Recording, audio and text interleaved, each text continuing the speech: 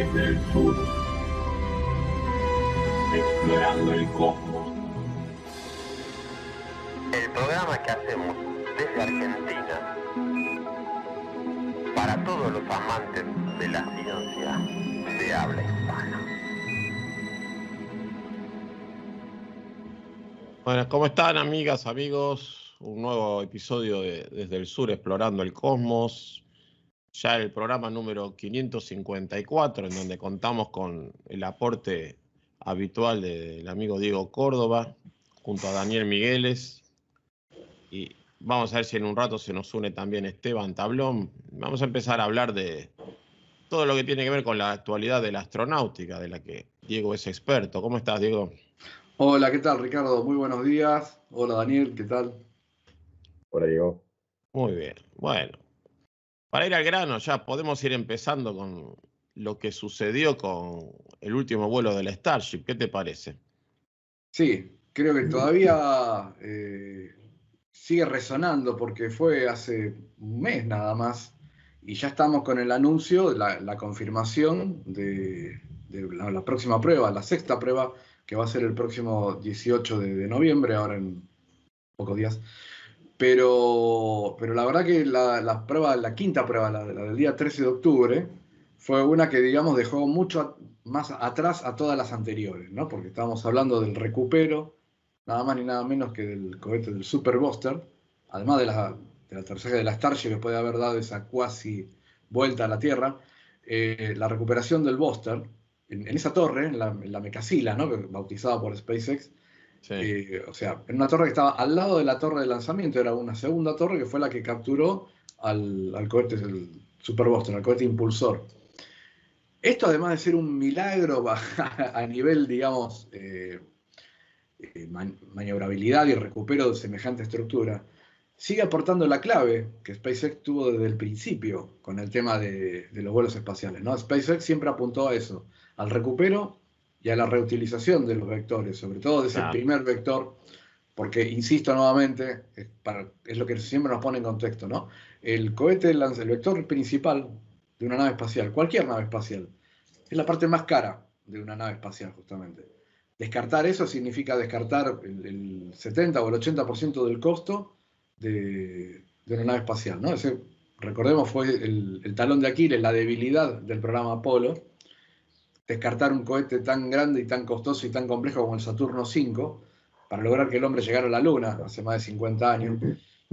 Fue un milagro tecnológico en su momento, obviamente, pero la debilidad fue ese agujero financiero que significaba descartar un cohete como Saturno V y no volverlo a recuperar nunca más.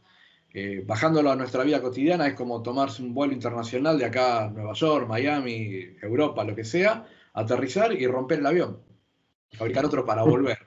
Sería totalmente inadmisible eso, ¿verdad? Bueno, hoy por hoy que los vuelos espaciales tienden a ser, digamos, no digo la rutina, porque nunca es la rutina un vuelo espacial, pero sí opino, digamos, es la nueva actividad del ser humano, su presencia ya permanente en el espacio, y porque no, obviamente ya próximamente bases lunares también, ya es una realidad inminente, digo yo.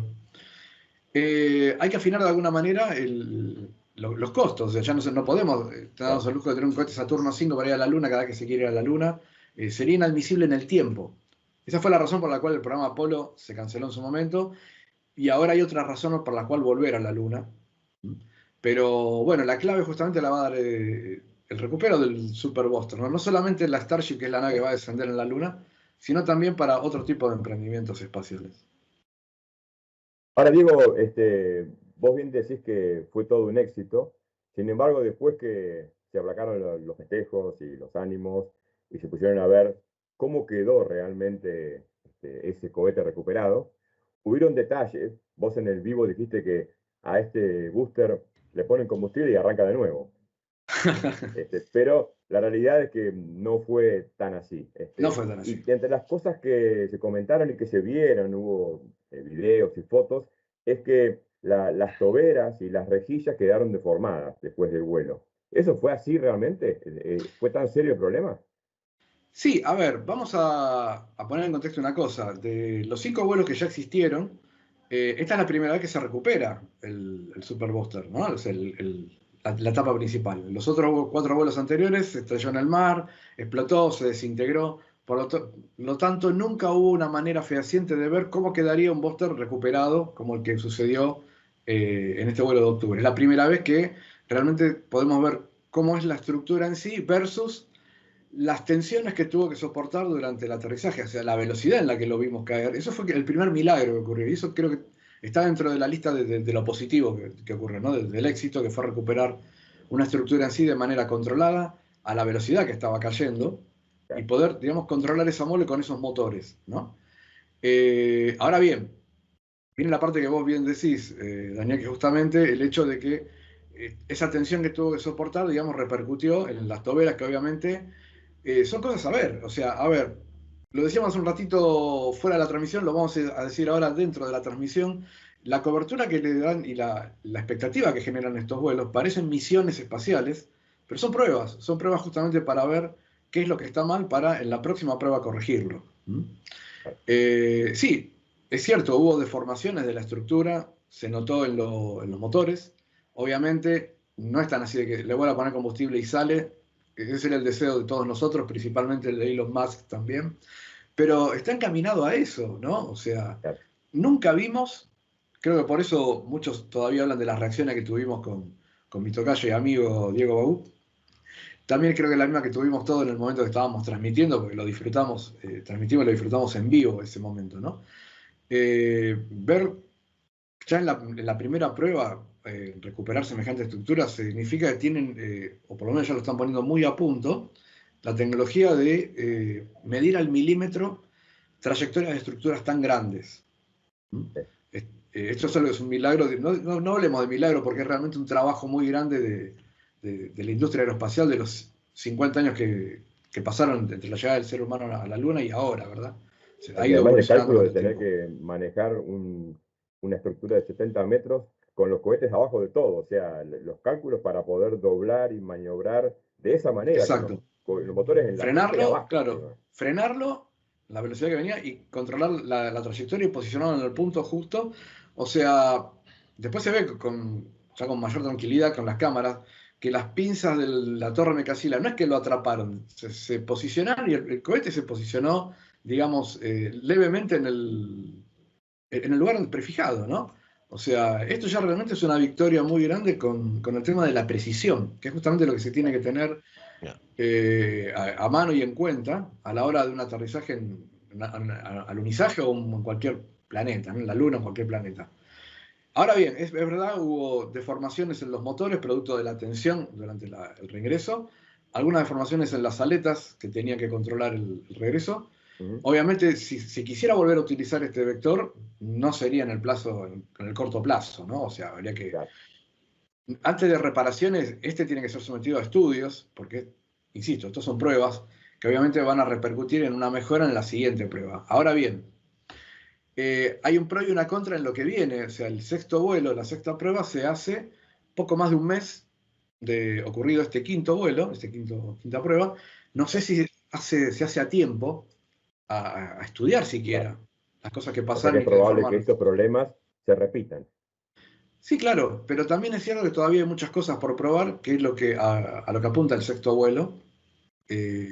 Primero, repetir el recupero del Super Booster, pero además lo que se quiere es controlar un poco más el descenso de la Starship, la nave que obviamente después de dar toda esa cuasi vuelta alrededor de la Tierra va a amerizar una vez más en el Océano Índico.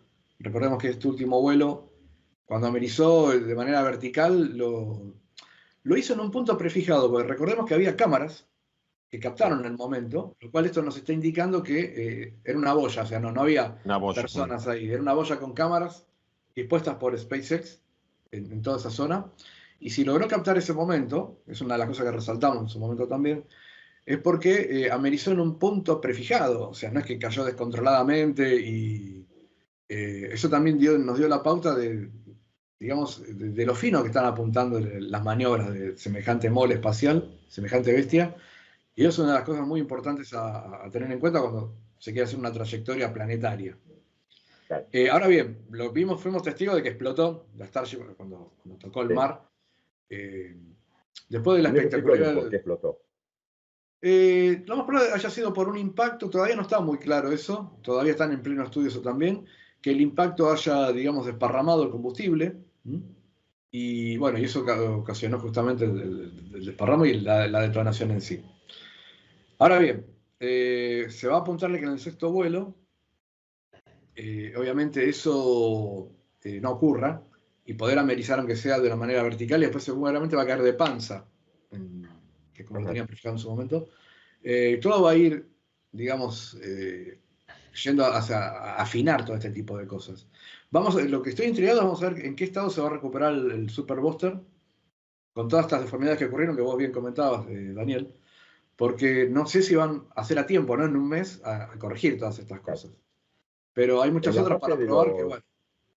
Sí, en la parte de las toberas había dicho Elon Musk que la solución era fácil, dijo, porque era simplemente cuestión de refrigerar las toberas hasta el final del viaje, y no solamente en la parte del movimiento o del uso útil de las toberas. Exacto, en el corto plazo lo que van a intentar es eso que vos decís justamente, ¿no? El refrigero, y ver si con eso pueden, digamos, amortizar el tema de las deformaciones. O sea, tenemos en cuenta que es un cohete, es un vector que se tiene que volver a utilizar. Esa siempre fue la filosofía de SpaceX. Así que bueno, seguramente lo van a tener en cuenta con eso, y también el refuerzo de las rejillas, ¿no? Las aletas que sirven para regular la caída, la estructura y la velocidad de caída. También leí por ahí, digo, que luego de atrapar la estructura, el cohete, se hizo una prueba de llenado parcial de tanques con propulsor líquido, ya con el cohete recuperado, para ver si era capaz de admitir una recarga. Exacto. ¿Eso fue así? ¿Funcionó bien? ¿Fue lo planeado? Fue lo planeado, todavía no tengo todos los resultados, no se dijo todos los resultados de cómo quedó el estado en sí del tanque. La prueba de llenado fue para eso, o sea, para terminar de verificar la estructura en sí. Aparentemente regresó en buen estado, en ese sentido no hubo problemas con eso. No se dijo mucho más. Yo creo que hubo un buen resultado en ese sentido, porque bueno, se va a intentar ahora, obviamente, aclaremos, el sexto vuelo es un cohete nuevo, o sea, es una estructura nueva. No es el recuperado del vuelo anterior. No es el recuperado del vuelo anterior, es una estructura nueva, es un Super Buster nuevo. El que regresó en el quinto vuelo todavía está sometido a estudios. Lleva bastante tiempo determinar todos los daños estructurales que tuvo, o sea, son calificados entre leves, medianos y graves, por decirlo de alguna manera, y en base a eso las acciones a seguir. La prueba de llenado parcial, en apariencia salió exitosa. Digamos, lo que más importó ahora fueron los daños exteriores, lo que se vio, el tema de las toberas y el de las aletas de rejilla, que son las que utilizan para estabilizar el cuello. Y en el vivo hubo reacciones de mucha gente que miraba la transmisión, que por un costado se veían llamas, que incluso después de haber apagado los motores, las llamas seguían encendidas. ¿Eso a qué se debió? ¿Era algo planeado o fue una fuga? No, lo más probable es que haya sido, que eso ha pasado en otros vuelos también. Hay como gases residuales, sobre todo, de semejante combustión, y bueno, y un poco también de combustibles. Generalmente los residuos de combustión, y eso es algo que también van a tener que atender en su momento, ¿no? O sea, ocurre en todas las naves espaciales una posible fuga, un posible residuo de gases después de una combustión durante cierta cantidad de tiempo, y eso seguramente es una de las cosas que van a tener que atender, ¿sí? O sea, impedir fugas posteriores al aterrizaje que puedan, digamos, decantar en otro tipo de consecuencias, ¿no? Que puede ser un derrame, una fuga que puede motivar un incendio, una explosión en esa estructura. Claro. No fue planeado, estoy seguro de que no, porque siempre, digamos, fue un problema latente en cualquier nave espacial, en cualquier cohete, que después de una combustión tenga ese residuo y pueda producir algo. Recuerdo, por ejemplo, cuando aterrizaba el transbordador espacial, ¿no? Que aterrizaba como un avión en una pista de aterrizaje, como un avión normal, pasaba bastante tiempo hasta que se pudieran acercar los técnicos, porque todavía había probables fugas entre los tres motores principales del transbordador, ¿no? Después de que habían maniobrado para aterrizar. Las fugas de los gases, además de ser potencialmente peligrosas, pueden producir una explosión, son tremendamente corrosivos y tóxicos. Wow. No tanto en el caso del metano que utiliza SpaceX, que eso justamente es otra de las innovaciones, ¿no? El combustible que utilizan. Pero sigue siendo un peligro el tema de gases residuales cuando regresa de una misión espacial. Así que pienso que eso es otra de las cosas que van a atender en las siguientes pruebas. Viste que cuando estaba allá en lo alto, que estaba comenzando a descender el booster, se produjo como una especie de, como de lluvia, que todos los que estaban mirando la misión decían que era combustible que lo estaban venteando. Sí, sí, sí, era eso justamente. Ahora, pero eso es parte Sí. de lo esperado, porque pareciera como que le pusieron combustible de más, digamos, y cuando vieron que venía todo bien, empezaron a tirarlo. Sí, sí, sí, y lo más probable es que ahora afinen un poco ese cálculo, pero sí, sí, le habían puesto un poco de combustible de más como para poder, digamos, maniobrar un poco más en el caso de que se le fuera. A ver, tenían justamente la otra contingencia de que si no llegaban a controlarlo y no llegaban a tener una trayectoria adecuada, lo iban a desviar para el mar. O sea, iba a terminar como en el vuelo anterior. O sea, estaba calculado para eso también. Hubo un momento que ya pasando cierto punto y veían que estaba controlado, como que habían autorizado a continuar para el descenso controlado en la Torre Mecasila. Pero si no, ese combustible de más que tenía era justamente para lograr una trayectoria un poquito más larga y desviarlos al mar en el Golfo de México. Al ver de que eso no fue necesario, muy probablemente el venteo y digamos, el desparramo de ese combustible adicional haya sido justamente por eso, cuando vieron que estaban autorizados a seguir con esa trayectoria controlada. Sí, supongo que debe tener que ver con que la nave baje prácticamente vacía por peso y por seguridad, ¿no? Porque también el combustible ahí latente que puede Claro, o sea, explotar. tiene que tener combustible hasta el último momento, porque tiene que tener encendidos los motores. O sea, es una de las contras, ¿no? Cuando se recupera un cohete, siempre viene con combustible para alimentar los motores hasta el último minuto. Pero tampoco demasiado para producir después una fuga o que sea algo incontrolable. O sea, un cohete, cualquier cohete con combustible, y más en esta situación, cuando está regresando, es una especie de bomba de tiempo, ¿no? Claro. Es un peligro latente y es buscar el punto justo de tener el combustible necesario, pero no tan de más, porque, bueno, se puede descontrolar en cualquier momento. Ahora, SpaceX había divulgado un render con todo el proceso de captura de la nave, pero en el render se ve que la nave desciende casi vertical y es amarrada casi verticalmente por los brazos, pero en la realidad, por lo que vimos, vino bastante de costado y como todos vimos por el lado de la perspectiva, parecía como que chocaba. Sí. Eso era algo esperado, porque la verdad que en esa parte, o sea, el render fue todo igual, pero en esa parte fue bastante distinto al esperado. Sí, el render es eso, un render y muestra, digamos, el ideal, ¿no? Claro. Pero bueno, después hay otros temas que en su momento lo tuvieron en cuenta, por eso se autorizó en su momento el lanzamiento, que es la velocidad del viento, ¿sí? Era una velocidad óptima, ¿no? No había mucho viento ese día, realmente estaba por debajo de los límites de seguridad. Pero bueno, son muchos factores que intervienen en ese momento. Pero sí me acuerdo que momentos antes del lanzamiento ya estaban aclarando que no iba a ser tan bonito como en el render la recuperación, ¿no? Que no iba a ser, digamos, algo tan vertical y que iba como se veía en el render y capturado por la torre, sino que en el último tramo iba a ir más bien de costado. Fue casi esperado eso. Pero bueno, ante el nerviosismo de ver en vivo lo que pasaba y esa perspectiva de esa cámara que se vio en el primer momento, después Sí. vimos otra, parecía que se la pegaba. Yo también, yo estaba convencido que le había pegado. O que por lo menos las llamas de los cohetes de frenado de ese momento iban a empezar a incendiar la estructura, ¿no? Hasta ese momento era, hasta te diría, esperado lo que se estaba viendo. Todo el mundo estaba consciente, o por lo menos lo que estábamos más en el tema, de que no iba a ser tan bonito como se ve en el render. Es casi fantasioso esa parte, por decirlo de alguna manera. Pero sí, dio un poco de miedo. Después vimos otras cámaras, otra perspectiva que estaba bastante Sí. alejada, o sea, estaban en la distancia correcta y no había manera, por lo menos en esta prueba, de que le ocasionara algún daño a la torre. Pero es normal y estemos acostumbrados a que va a haber como un desplazamiento de costado en el último momento, no Sí. tan vertical como se veía en el render. Sí, yo leí que eso era justamente para asegurarse de no pegarle a la torre, que Exacto. le hacen bajar inclinado y lo van afinando en una curva, ¿no? Exacto. Son movimientos que, lo que dijimos hace un ratito, están calculados casi al milímetro para estructuras tan grandes de 70 metros como este Super Boston, ¿no? O sea, como para contextualizarlo, hagamos de cuenta que están recuperando un obelisco de la ciudad de Buenos Aires o un monumento a la bandera de Rosario, qué sé yo, es Es tremenda el tamaño de Es muy estructura, grande. digamos, comparado con la trayectoria milimétrica que tiene que ser en este último momento de la recuperación. ¿Oíste Ah, hablar de un intento de aborto de la operación de agarre de cohete en el último minuto? No oficialmente.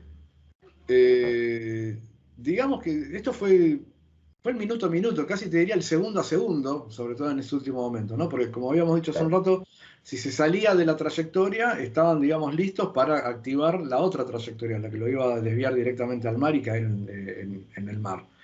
Eh, a ver, esto no se hizo nunca antes y hay cosas que las Ujú. cuales, digamos, todavía hay que ver. Sigue siendo prueba y error. O sea, vimos lo que Sí, vimos con un éxito arrollador la primera vez. No quiere decir que esta próxima vez vaya a salir así de exitoso, porque hay cosas que a veces salen bien, pero cosas como que pasaron de largo y capaz que después se hacen evidentes en una siguiente prueba. Yo siempre recuerdo, por ejemplo, el vuelo del Apolo 4, que fue el primer vuelo del Saturno 5, un vuelo no tripulado, en el cual todo había salido maravillosamente bien. Y el segundo vuelo del Saturno 5 también fue un vuelo no tripulado, Apolo 6, todo salió estrepitosamente mal. Pero era claro. bueno que todo hubiera salido mal en ese segundo intento, era otro tipo de pruebas que se querían hacer en aquel entonces.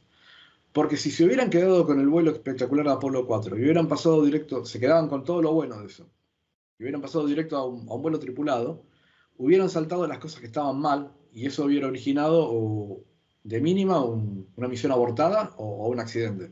claro. Ahora bien, volviendo a lo que es Starship, no me quiero perder con esto. Eh, Posibilidad de aborto en el último momento, y hay muchas cosas que fueron evaluando segundo a segundo el comportamiento de los motores, el comportamiento de la estructura, lo de las toberas se vio después, lo de la deformación de las toberas, ¿no? Sí, Que era permanentemente ver si estaba todo bien en ese momento y había que tomar la decisión sobre los minutos, sobre el segundo. Y entonces estaban listos para abortar en cualquier momento si algo se salía de los parámetros que tenían. Eso no quiere decir que vaya a salir todo bien en la próxima. Quizá estén atentos a que algo se salga de todos esos parámetros claro. y pueda motivar un aborto en la siguiente prueba. Ellos están listos para abortar, creo que al segundo, sobre todo al momento de ver si una estructura tan grande como el Super Booster pudiera estrellarse contra una estructura tan grande como el Mechazilla y ocasionar un tremendo accidente. No sé realmente cuán grave podía llegar a ser la posibilidad de abortar en ese momento. Pero sí, ellos están Claro. listos para abortar en cualquier momento. Ahora, digo, saliéndose un poquito del booster y de toda esa cosa tan espectacular, como vos bien decías, el Starship siguió su vuelo hasta que le tocó a él eh, pelearse con la más fea, que es entrar en la atmósfera de nuevo. Y ahí se vio que si bien había muchas mejoras con respecto al vuelo anterior, todavía se sigue filtrando el calor y el plasma por las aletas. Sí. Bueno, recordemos ¿Ese que cómo lo viste? mucho mejor, recordemos que el cuarto vuelo, o sea, el anterior, había sido una prueba muy similar. En el cuarto vuelo no se pudo recuperar el booster, cayó en el mar. Y la Starship, que había logrado dar una vuelta, una cuasi vuelta alrededor de la Tierra, en ese cuarto vuelo había tenido muchísimos problemas con las aletas, justamente que fueron deformadas por la invasión del plasma, ¿no? Recordemos que cualquier nave que reingrese en la atmósfera terrestre está rodeada de un plasma de cerca de 2000 grados centígrados que tiende a destruir cualquier estructura que no esté, digamos, protegida. Así, Claro, lamentablemente, se perdió el Columbia en el 1 de febrero del año 2003, ¿no? O sea, cualquier mínima fisura o cualquier mínimo error en una estructura que tiene que soportar esa temperatura de la atmósfera es destruida, inevitablemente. Ahora bien, sí, las aletas en el cuarto vuelo vimos cómo se iban deformando, se iban despeluchando todo el tiempo y rogábamos de que claro. llegue de alguna manera entera el resto de la nave, donde estábamos cruzando los dedos, y en el quinto vuelo se vio una gran mejora con el tema del refuerzo de las estructuras, soportaron bastante bien. Hubo una que todavía se vio bastante, digamos, comprometida con eso. ¿Cómo lo veo? Veo que mejoraron muchísimo, es una fase muy delicada, muy difícil, siempre lo Claro. decimos, ¿no? O sea, la parte más delicada de cualquier misión espacial es el lanzamiento y el reingreso, y ahora lo vemos en vivo y en directo, gracias un poco también a la red de satélites de Starlink, ¿no? Que antes Esas cosas no Sí. las podíamos ni siquiera registrar ni ver, el famoso velo Tremendo. negro de la ionosfera. Ahora lo vemos en vivo y en directo con la cantidad de satélites Starlink que hay para potenciar esa señal. Y nos permitió ver en vivo y en directo cómo la estructura soportó mucho mejor. Hay mucho por hacer todavía en ese sentido, pero creo que avanzó un montón entre una prueba y otra, ¿no? Sí, Así sí, que me acuerdo en mucho. eso estamos ansiosos de ver qué es lo que va a pasar en la sexta. En eso tomaron nota ya desde hace 2 pruebas anteriores.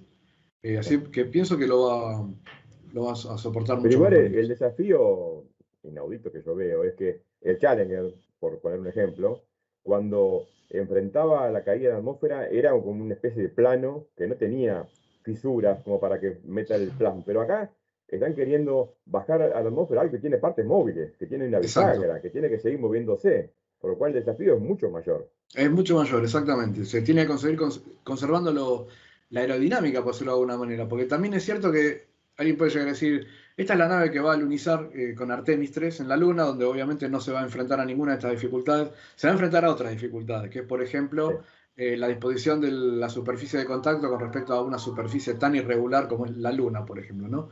No va a tener el desafío de un regreso en la atmósfera, ni mucho menos. Pero Es, también es cierto que la Starship es una nave multiuso que también la están, digamos, promoviendo para vuelos suborbitales, ¿no? Así que sí o sí se va a tener que enfrentar a este tipo de desafíos las Starship que puedan llegar a ser reutilizadas para vuelos intercontinentales o uno de los tantos usos como ese que le querían proponer SpaceX también, ¿no? Es un desafío tremendo, ¿no? eh, El hecho de poder, digamos, proteger una estructura tan compleja con tantos recovecos, ahí está el problema, ¿no?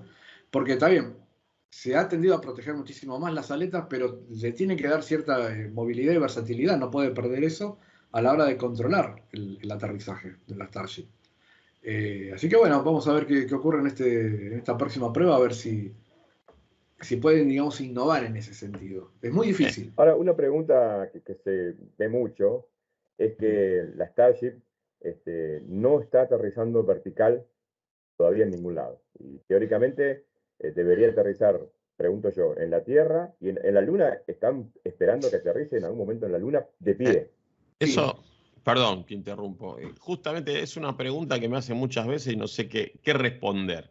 O sea, acá en tierra es sencillo dentro de todo aterrizarla, pero en un terreno tan complicado como Marte o la Luna, ¿ellos hablaron alguna vez de eso? Porque yo no pude encontrar nada, no Está sé en cómo. alta además. Estamos igual en ese sentido. O sea, esa nave, la Starship, recordemos, tiene unos 30 metros de alto aproximadamente. Y es como que tiene un centro de gravedad muy desfasado. O sea, si esto va a aterrizar, a lunizar verticalmente en un terreno donde nunca va a ser llano. ¿Mm? Ujú. Yo pienso que se han estudiado modificaciones. De esa primera Starship que se hizo, aquel primer render, hubo otros render donde se la ha, digamos, ayornado un poco, se le bajó un poco la altura y, digamos, se ensanchó un poco el tema de lo que sería el tren de aterrizaje, las patas, o sea, para darle, digamos, una mayor superficie de contacto. A mi manera de ver, me parece que no es suficiente todavía eso No. y impresiona un poco, ¿no? Recordemos que en algunas misiones Apolo, o sea, el módulo lunar, que era mucho más pequeño, mucho más ancho, que podía ofrecer una superficie mayor de contacto, así todo tuvo en algunas misiones una inclinación que asustaba un poco, ¿no? O sea, creo que fue en Apolo 15, si no me equivoco, donde tuvo una inclinación como de 10 grados más o menos y se lo veía en algunas fotos tremendamente inclinado. Si ocurrió eso con el módulo lunar de Apolo, ¿qué podría ocurrir con una nave como esta, como la Starship? La Moonship sería en Emoji. este caso, ¿no? Ujú. Yo pienso que todavía va a tener que pasar por algunos rediseños. Falta todavía para pensar en una misión tripulada. Es otro tema, ¿no? A hablar, ¿no? El tema que falta todavía para un Artemis 3, que todavía no se sabe si va a ser Artemis 3 o Artemis 4, la que finalmente va a lunizar. ¿Cuánto tiempo va a pasar hasta que podamos ver eso? Y en el mientras tanto, China, que es lo que ya está haciendo, mejor Mm. dicho, ¿no? O sea, son demasiados interrogantes. A ver, si la Starship va a quedar tal cual como la conocemos, si va a sufrir un rediseño, si realmente ese rediseño es apto para lunizar, o si finalmente la NASA se va a decantar por otra cosa que todavía no nombramos, que es el plan B, un plan B latente, que es Blue Origin. Blue Origin, recordemos que en su momento había presentado su propuesta, perdió frente a SpaceX, Pero después, ante los posibles retrasos o ante la posibilidad de quedarse sin nada, la NASA vuelve a convocar a los privados, esta vez sin SpaceX, obviamente, y salió ganadora como plan B, como segunda propuesta, Blue Origin con su propuesta de la Blue Moon, se llama, el alunizador, que ese sí es mucho más pequeño, tiene una superficie de contacto más ancha, nos recuerda un poco al viejo módulo lunar, pero mucho más avanzado, ¿no? Y es una propuesta más viable, pero ¿qué pasa? Todavía no incursionó siquiera en vuelos orbitales, que eso va a suceder dentro de muy poco, con un cohete que se llama New Glenn, que lo están poniendo a punto en el corto plazo. Tendría que avanzar un poco más para decir, eso es el verdadero plan B. ¿Sí? Así que bueno, es medio un interrogante esto, ¿no? Capaz que no lo pude responder, pero creo que nadie lo puede responder, porque yo pienso que el Blue Moon es algo latente, que la Moonship de SpaceX todavía va a tener que pensar en algún rediseño antes de pensar que realmente sea algo viable para hacer el alunizador de Artemis, ¿no? Faltan cosas Porque para... tampoco hablan de que Mecasila atrape la Starship. Todavía no. Para recuperarla al 100%. Tampoco hablan de eso. No, se habló con un futuro que podría llegar a ser algo así, pero no, en el corto plazo no. Todavía no. Ahora, con estos últimos éxitos, bueno, ahora la prueba está ya hecha, ¿no? Está demostrado. La FAA también redujo mucho los tiempos de aprobación entre misión y misión. ¿Esto vos pensás que se va a acelerar aún más? Sí, porque yo pienso que, ahí ya nos metemos en otro terreno, me parece, pero yo pienso que la FAA, los plazos y los impedimentos que le puso para el quinto vuelo, tienen mucho que ver con la política, ¿sí? La política está muy metida en las decisiones espaciales, ¿sí? De este tipo de pruebas. Esto nos remite a otra problemática, que quien está muy metido en las esferas políticas es Boeing, justamente, porque Boeing es la empresa que siempre, digamos, estuvo de renombre con la NASA de los primeros tiempos, ¿sí? O sea, Boeing fue el contratista principal de la primera etapa del Saturno V, que llevó el ser humano a la Luna. Boeing es el diseñador de todos los módulos de la Estación Espacial Internacional, del cohete SLS, del programa Artemis, justamente. Claro. Esto significa que hay mucha gente de Boeing metida en todas las esferas políticas. Por otro lado, hay una entidad que oficia como de intermediario entre toda la actividad espacial y la Casa Blanca, el gobierno, ¿no? Que se llama el Space Council, el Consejo Espacial, digamos que es la que dialoga. Por un lado, es la mediadora entre todos los entes privados espaciales, SpaceX, Boeing, la parte estatal también del programa espacial y el gobierno. El Space Council está presidido generalmente por el vicepresidente de la República, en este caso es Kamala Harris. Y hasta hace muy poquito, antes de las elecciones, ella era candidata a presidente, ¿no? Entonces, Boeing estuvo en la mira con los problemas que tuvo con la nave Starliner, que es una nave que iba a hacer relevos en la estación espacial como la Crew Dragon de SpaceX, una nave que no pudo ser certificada por culpa de los propulsores que funcionaron mal. Recordemos que es una nave que iba a ir por 8 días. A los pocos meses tuvo que regresar sin tripulantes. Es más, los tripulantes todavía están allá en la Estación Espacial Internacional. Van a volver en una Crew Dragon. Humillación total para Boeing. Bueno, ¿a qué quiero llegar con todo esto? A que la NASA nunca quiso, digamos, descartar a Boeing en un primer momento. Sin embargo, las pruebas eran tan contundentes que tuvo que hacerlo.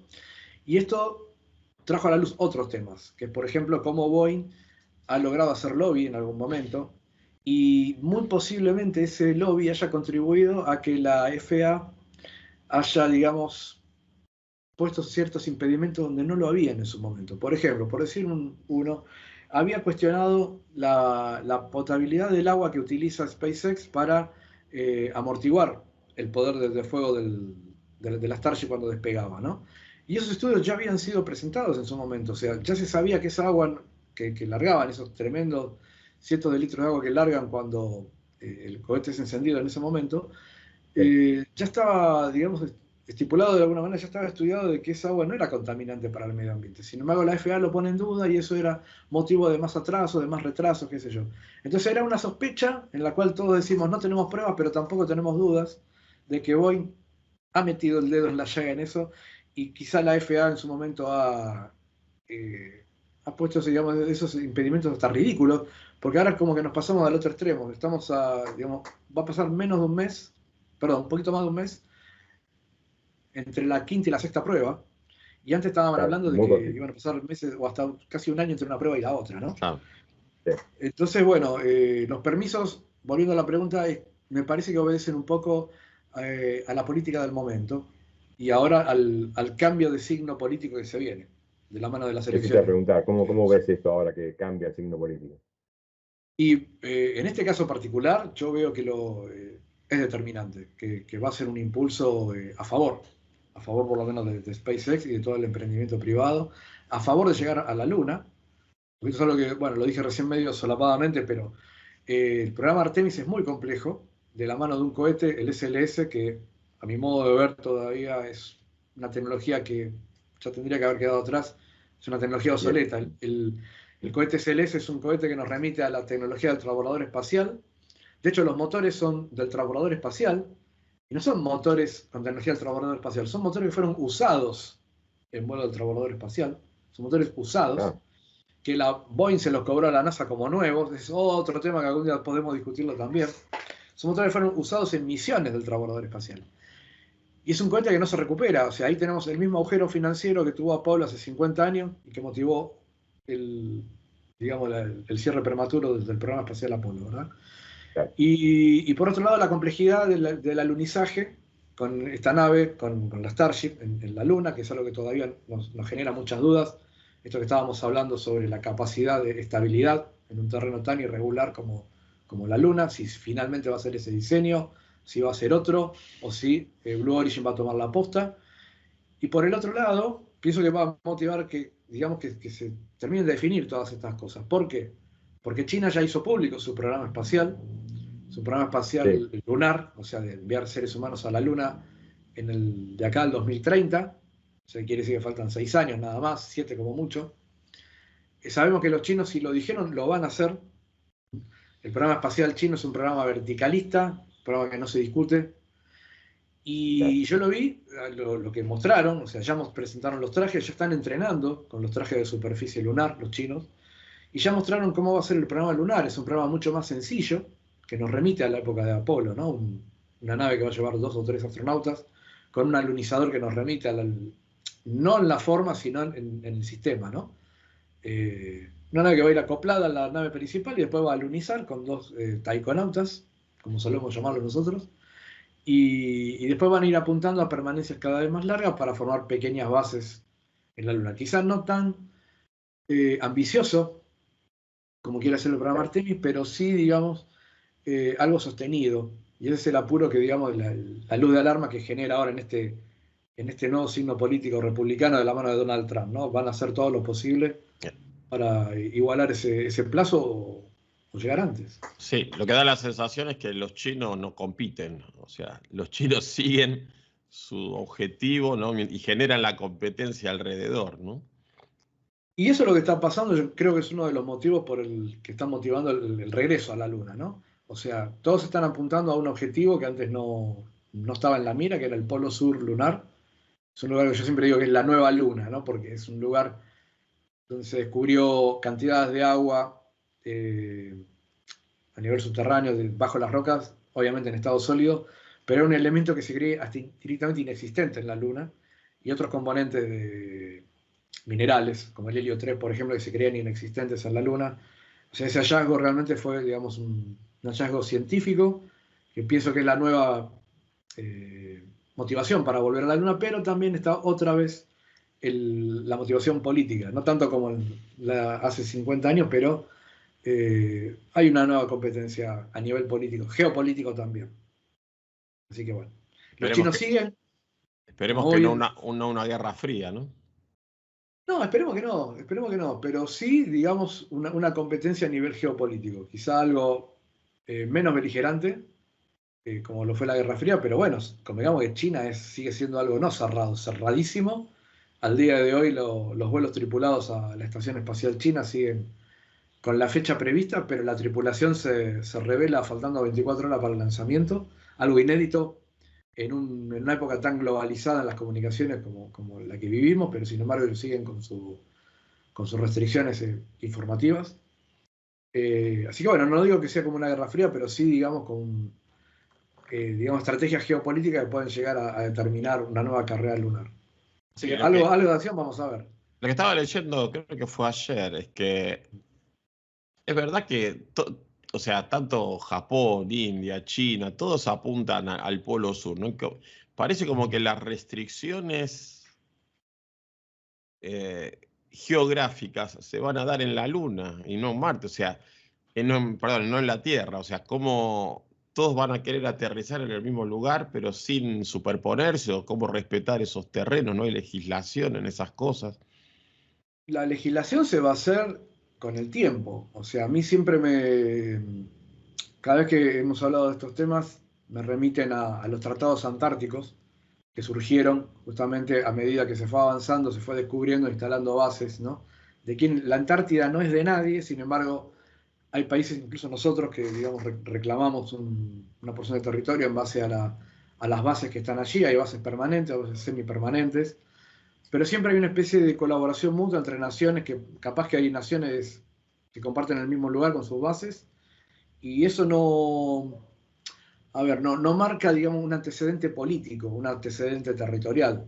De hecho, los tratados son más que vigentes en la Antártida, y digamos, me resultan muy familiares a la hora de ver los famosos tratados de Artemis, los tratados Artemisa, de los cuales Argentina forma parte. Cada vez son más países que Estados Unidos ha sumado a estos tratados, y son tratados de exploración y explotación de recursos mutuos, sin agresión a cualquier otro país, forme parte o no del tratado, ¿no?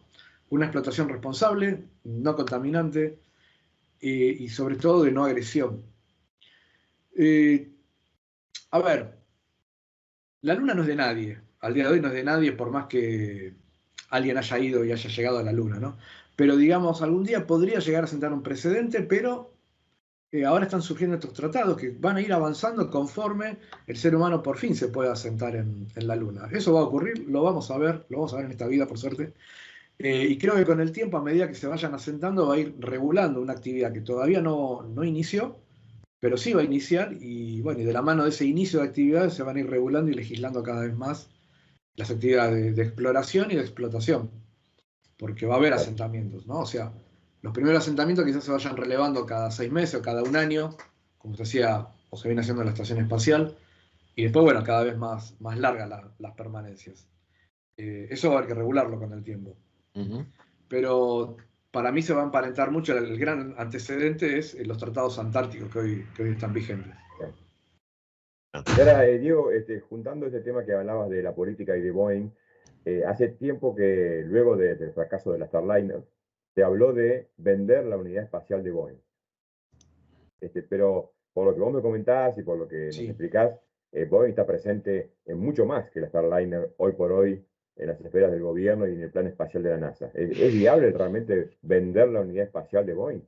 Quizá vendan una parte de la unidad espacial. O sea, Boeing ha ido con el tiempo, desde la época de la llegada del ser humano a la Luna a hoy, ha ido creciendo y ha ido incorporándose, ha ido como fusionando con otras empresas. Y bueno, sí, es muy posible que por lo menos la parte espacial o la parte, digamos, que compete a lo que es Starliner, la pongan en mente y se desprendan de ella, ¿sí? A ver, lo dijimos hace un ratito, la relación entre Boeing y la NASA fue como una relación simbiótica. Es verdad que Boeing se quiso retirar incluso del programa de Starliner. Ya ha ocurrido el primer fracaso allá por el año 2020, ¿no? Con esa nave automática de la Starliner que quiso llegar a la estación espacial, el primer vuelo de pruebas no tripulado, y no lo logró.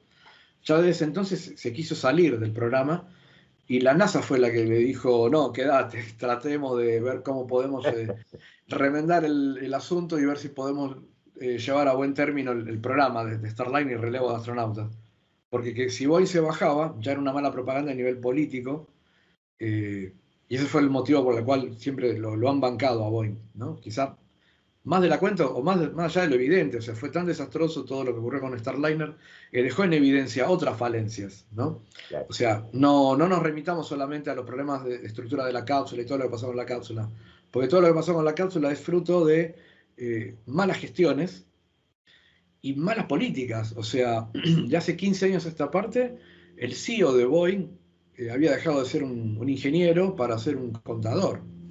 O sea, pensaba más con el bolsillo que con la importancia de tal o cual estructura en sí.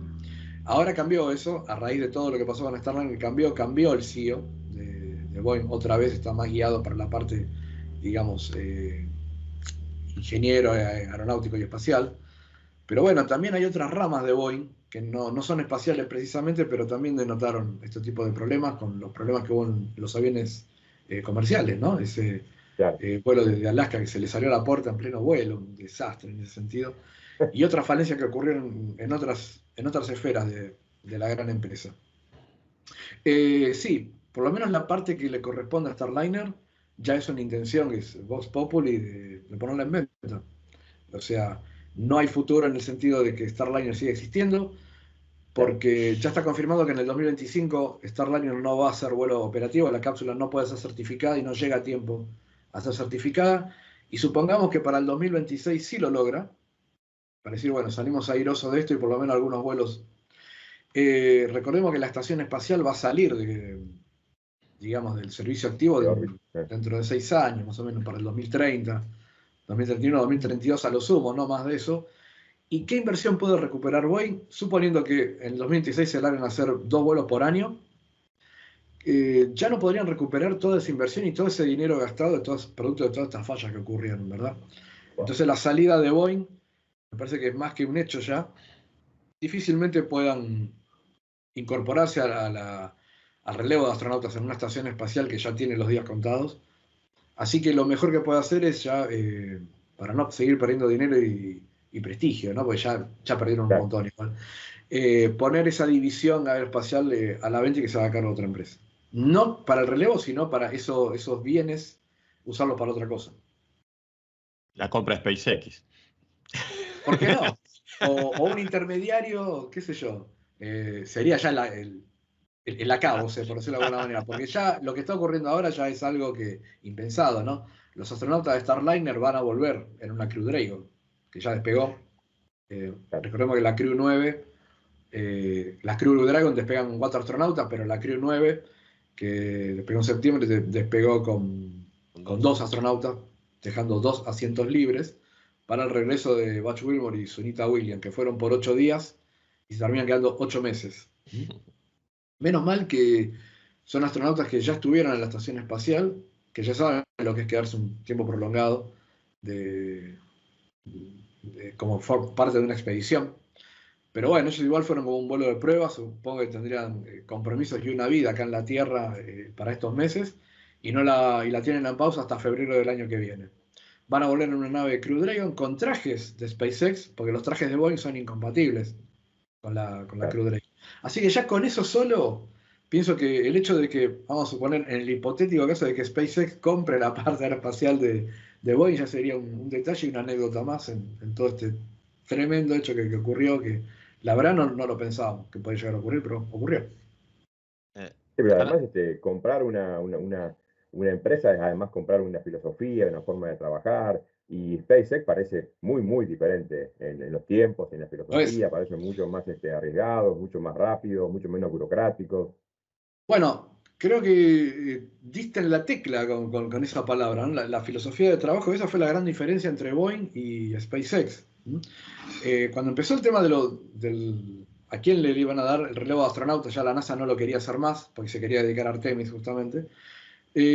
Bueno, surgieron estas empresas. Boeing, que es la empresa de renombre que tantos años, tantas décadas acompañó a la NASA, parecía ser el favorito, por decirlo de alguna manera, y se le dio más presupuesto que a SpaceX en su momento, que era una empresa que recién surgía, ¿no? Recordemos, SpaceX surgió en el 2002, y esa primera foto que vimos de SpaceX, que era Elon Musk con unos mariachis tocando unas maracas en un galpón vacío, eso era SpaceX en el año 2002, eso era SpaceX. Al lado de Boeing, que ya tenía una trayectoria impresionante. Pero ¿qué pasa?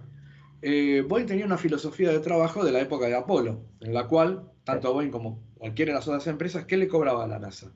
Le decía, bueno, yo te diseño esta nave, te armo esta nave y te voy a cobrar el costo más un porcentaje de ese costo que es mi ganancia, ¿sí?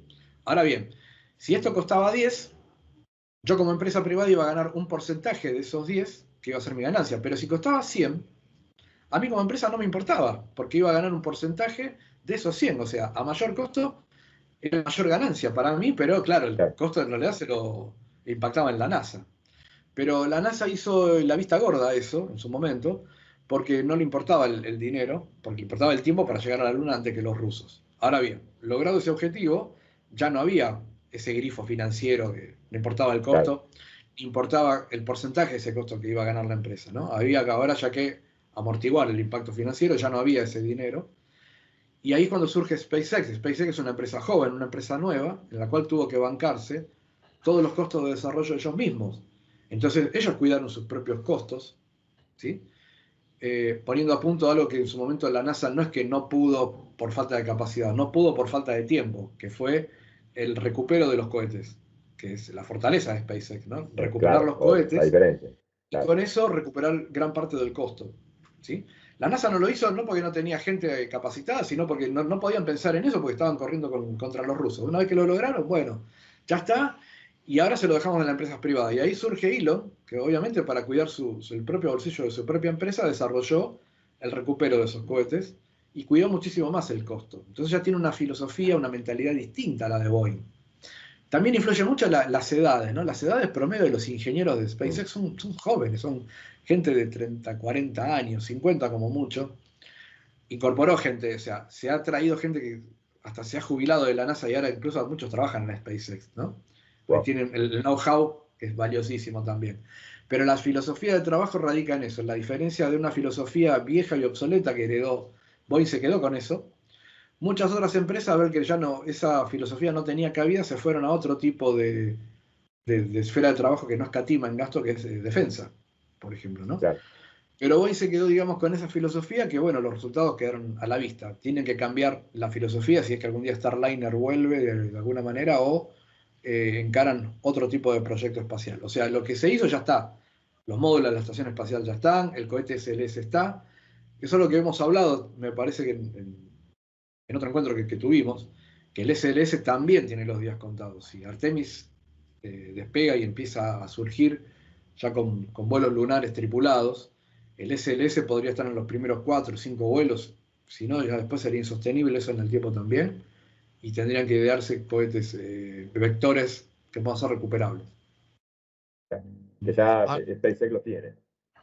SpaceX los tiene y bueno, vaya si los tiene, los están poniendo a punto, estamos a punto de ver otra prueba y ojalá eso también sirva para futuros programas espaciales. ¿Y por qué no Y Artemis también, también? bueno, eso es lo que los que más o menos nos gusta este tema, vemos que sabemos que hay un tiempo de preparación, ¿no? Pero hoy por hoy la pregunta es, ¿para qué vas a seguir descartando cohetes SLS si ya tenés la tecnología para no descartarlo? A Exacto. nivel de dinero del consumidor, ¿no? De hoy mismo, es decir, ¿seguimos perdiendo plata? Así es. Yo pienso que va a ir migrando a eso, ¿no? O sea, no es tan fácil, no es apretar un botón y decir, bueno, cambiamos de cohete y listo, ¿no? O sea, hoy por hoy el SLS tuvo un vuelo, o sea, mal que mal tuvo un vuelo con Artemis 1, ya por noviembre del 2022. Esperemos que ahora, para octubre del año que viene, Artemis 2 ya con tripulado, va a ser con un cohete SLS. Pero bueno, SLS es de Boeing y está atado a muchos avatares políticos, que es lo que venimos hablando en todo Claro. este rato, ¿verdad? Eh, a ver, un cohete como el Super Booster para un lanzamiento de Starship está más verde aún todavía.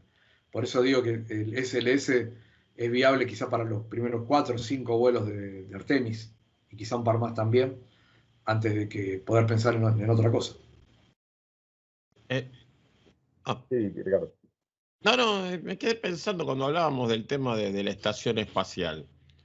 Eh, a ver, como lo planteo. Las diferentes fugas que se están dando, no sé si hay un sesgo ahí o no. Bueno, ¿se están dando mayormente en módulos rusos Ujú. o es en el resto de los participantes también, digamos, ¿no? ¿Realmente Rusia está tan mal que últimamente no A pega ver, una? no es que no pega una. Tenemos que pensar que la estación espacial llevó muchos años de construcción, ¿no? Los primeros módulos fueron ensamblados en 1998, o sea que el primer módulo, el Zarya, el primer módulo ruso, Fue llevado a la órbita en noviembre de 1998. Al mes siguiente se le ensambló el módulo Unity, que no era un módulo, el Nodo 1, un pequeño módulo estadounidense, y a partir de ahí comenzó la construcción de los siguientes módulos. Después vino el módulo Zvezda, que fue en 1999, si no me equivoco, y en el 2000 se establece la primera expedición. ¿Sí? Desde aquel entonces, bueno, la estación espacial empezó a crecer, pero ya con una permanencia humana ininterrumpida, desde noviembre del 2000 a hoy, es una permanencia humana ininterrumpida, es el mayor lapso que al día de hoy tenemos de seres humanos en el espacio, o sea que desde ese entonces la humanidad no está completa en la Tierra, siempre hay alguien en el espacio, ¿sí? O sea que los primeros módulos datan de esa época, y los primeros módulos fueron rusos, y son los módulos que al día de hoy son los módulos principales, digamos, de propulsión, y los módulos de vida del sector ruso. Por ende ya tienen 24, 25, 26 años, o sea, es mucho tiempo para una estructura que está en el espacio. Son años de radiación, años de, bueno, golpes de micrometeoritos y de, bueno, condiciones extremas, ¿no? De Sí. temperaturas extremas, tanto en la luz como en la sombra, 200 grados bajo cero y 200 grados sobre cero. O sea, son cosas que obviamente ya estamos hablando de una estructura vieja. Sí, pero me refiero también a, viste, a los últimos Soyuz y esos que han estado con Sí, problemas. sí, o sea, no eran estructuras precisamente viejas porque eran naves que Ah, solamente están durante 6 meses. Sí, evidentemente tienen un problema, es un problema permanente que tienen, ¿no? El problema de presupuesto, mm, presupuesto que afecta a la línea de fabricación, ¿no? O sea, por un lado está lo que dijimos, son estructuras de la estación espacial que ya están décadas soportando los rigores del vacío espacial y han provocado fugas en los módulos, sobre todo en el Nauka, que paradójicamente era uno de los módulos más nuevos en el espacio, pero es un módulo que estuvo muchos años en tierra y estuvo a punto de ser descartado porque ya la validación de los tanques de combustible estaba a punto de expirar. O sea, había que tirarlo, había que descartarlo, no podía ser llevado al espacio. Así que pienso que gran parte de la falencia es esa, ¿no? Haber estado tanto tiempo en tierra envejeció igualmente. Y después, bueno, las naves Soyuz que tuvieron este problema tuvo una nave Soyuz, que es la que motivó que una tripulación de 6 meses se quedara un año. Esto fue hace en el 2022. Y también, casi al mismo tiempo, una nave Progress, que son las naves rusas Soyuz no tripuladas que lo usan para carga, tuvo el mismo problema, casi al mismo tiempo. Y el módulo Nauka. Todo pasó más o menos en el mismo año. Ah. Entre el 2022 y el 2023 pasaron las 3 cosas. ah, Y bueno, esto nos está dando la pauta de que ellos tienen problemas a nivel presupuestario para las líneas de fabricación. Ellos una Soyuz tardan 2 años en construirla, de que inician la construcción hasta que es lanzada al espacio, tardan 2 años. Y recordemos que estos últimos años ha estado atravesado por la guerra con Ucrania y los posteriores, digamos, bloqueos a nivel financiero que han tenido. Si bien Estados Unidos y Rusia todavía comparten esta especie de enroque de tripulantes, en el cual un astronauta estadounidense va en una nave Soyuz y un cosmonauta ruso va en una nave de SpaceX, ya no hay ese intercambio financiero que había antes. Hubo, digamos, bloqueo por parte de Estados Unidos de tecnología y a nivel financiero para Rusia, y esto es obvio que ha repercutido en las líneas de fabricación de las naves. O sea que es un problema latente que en cualquier momento lo vuelven a tener. ah. O sea, ¿Y hay dos esos problemas. problemas están pensando en acelerar la destrucción de la estación espacial o mantener los planes originales? No, ya tiene una fecha de vencimiento que es el 2030, son 6 años. Capaz que por estos avatares de política lo pueden estirar un año más, pero esto ya no, a ver, como decir, ya no da para más, ya fue estirada la fecha de vencimiento. Decían que era el 2028, después dijeron 2030, y ya no hay mucho más, porque esas estructuras estas que estábamos hablando al principio están envejecidas, ¿no? O sea, pienso que ya por eso es lo que va a ser el determinante. Ya hay un proyecto en sí muy concreto, que es una nave carguera de SpaceX, va a ser la encargada de desorbitar la estación espacial. No está muy claro todavía si la van a tirar completa o van a sacar algunos módulos porque es muy grande, Bueno, quizá para ser desorbitada de una sola vez, y quizá algunos módulos sean quitados antes para que el impacto no sea tan grande y asegurarse de que se desintegre cuando regresa a la atmósfera sobre el Océano Pacífico. Pero no da para más. no da para más. Es una estructura muy envejecida. Y otra cosa que había pasado en la estación Mir, que seguramente tarde o temprano ya debe estar ocurriendo en la estación espacial, el interior también está deteriorado, ¿no? Me acuerdo que había leído, sobre todo en los últimos años de la estación Mir, que con el tema del reciclado de aire y de agua se empiezan a originar como colonias de hongos que son muy difíciles de quitar. O sea, ya es inevitable la contaminación de ciertos sistemas de vida y termina la vida útil de alguna manera. O sea, no se va a poder estirar mucho más, ya es un hecho inminente, ¿no? Entonces, bueno, hay dos problemas grandes. Los problemas que tienen la línea de fabricación los rusos con la nave Soyuz y la estación espacial que ya está envejecida, sobre todo los módulos rusos que fueron los primeros. Claro. Bueno. Y eso, Bien. el plan de continuidad de los americanos en el espacio, con la estación espacial ya en tierra, no hay un reemplazo a la vista. No hay un reemplazo a la vista a nivel agencia espacial. O sea, la NASA es como que ya no quiere saber más nada con el tema de quieren dedicarse a Artemis, a poner el foco en la exploración lunar. Ya hay otros planes que ya están en curso, por decirlo de alguna manera, que son las estaciones espaciales privadas, comerciales más pequeñas, y ya está encaminado. De hecho, una de las primeras empresas que seguramente va a incursionar en esto, que la vamos a ver, es la empresa Axiom, que está liderada por el ex astronauta Michael López Alegría, que nos visitó hace muy poquito en nuestro país. No tuve la suerte de poder ir a verlo, pero estuvo esta semana un poquito en nuestro país, en el planetario. Sí. Él es el presidente, es el CEO de la empresa Axiom. De hecho, Axiom es la empresa que va a confeccionar los trajes para superficie lunar, para el programa Artemis, y es también la empresa que ya está juntando experiencia. De hecho, ya ha mandado tripulaciones privadas de la empresa Axiom a bordo de Crew Dragon, a bordo de la estación espacial. Ya han ido 3 vuelos. Ahora dentro de muy poquito va a despegar el 4.º vuelo de Axiom.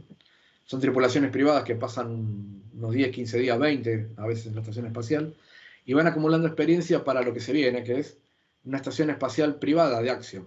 De hecho, el primer módulo ya está finalizando su construcción en una empresa que se llama Thales, en Turín, en Italia, que está centralizada la empresa Axiom, y ya se está construyendo ahí el primer módulo, que muy posiblemente se acople primero a la estación espacial y después va a ser autónomo. La estación espacial ya no va a estar más y va a empezar a tener su propia autonomía, sus propios paneles solares, su propia energía, y esa es una de las primeras estaciones espaciales comerciales que vamos a ver.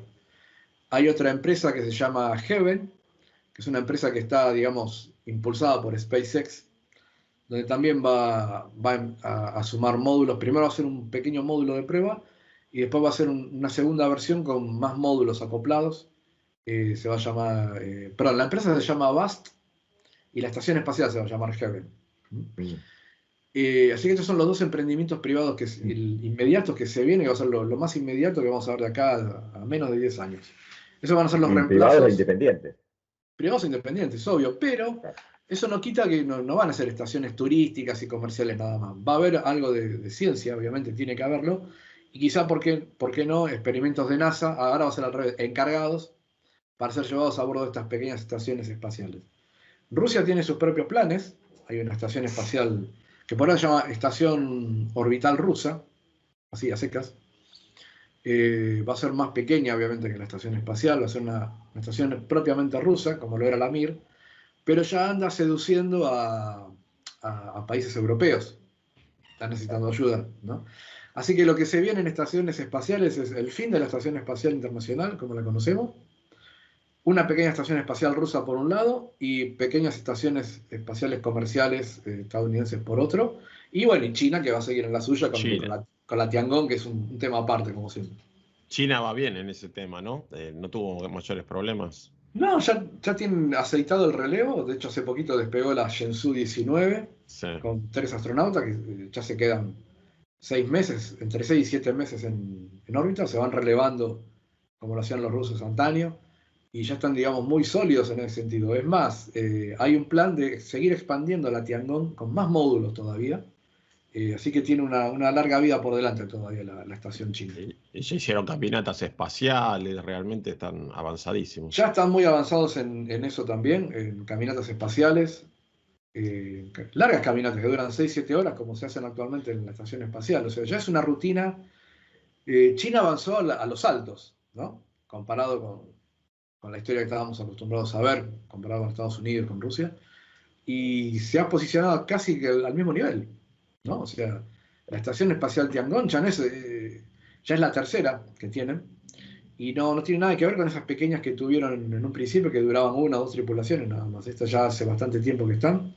Ya creo que esta es la 6ª tripulación de larga permanencia, y ya tienen una especie de rutina que no pensábamos que era inalcanzable para los chinos. Sin embargo, ahí están. Ya tienen una presencia sólida en órbita. Ah, Apuntan a que sea más sólida aún con la expansión, con estos módulos nuevos que le van a incorporar, y bueno, la exploración lunar. O sea que ya están casi a la par de todo lo que lograron Estados Unidos y Rusia en tantos años. tremendo.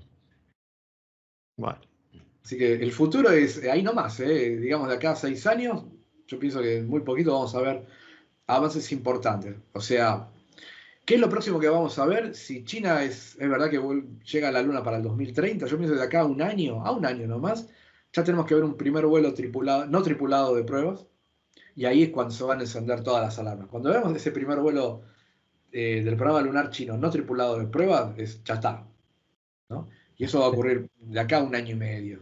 Así que no tengan Eso nos dudas de eso. conviene, ¿no? Porque va a acelerar todo. Exactamente. Así que pienso que se vienen años muy, muy intensos, muy interesantes del 2025 en adelante. Así que bueno, vamos a estar acá seguramente. para comentarlo. Sí. Esa es mi humilde opinión. Bueno, excelente, Diego. No sé si tenés alguna pregunta más, Dani.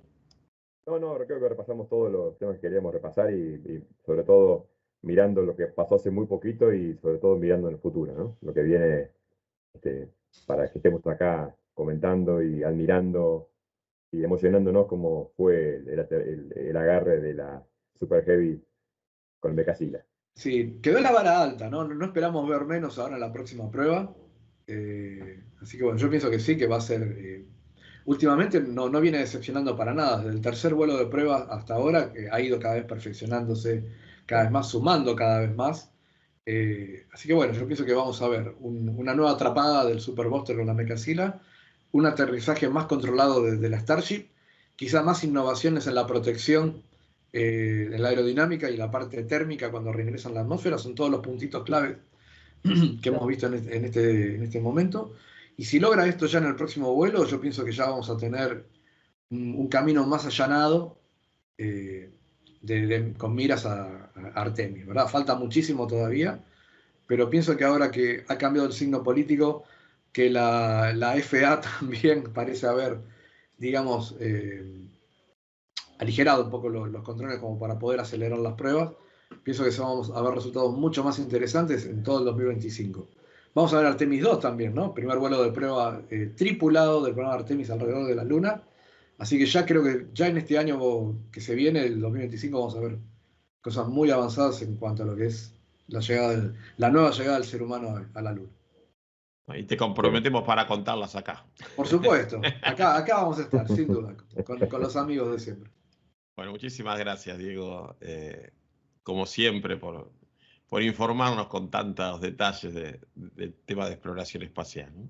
Gracias a usted, a vos, Daniel, a vos, Ricardo, por la invitación. Siempre contento de estar acá, poder compartir estos momentos de actualidad espacial, que son muchos. Así que bueno, cuando quieran acá estaremos. Bueno, gracias, Dani, a vos también. Gracias. Nos vemos la próxima. Gran abrazo para todos.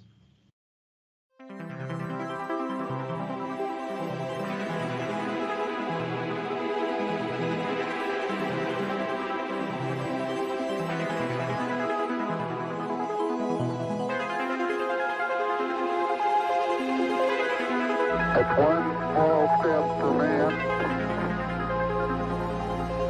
one giant leap for mankind.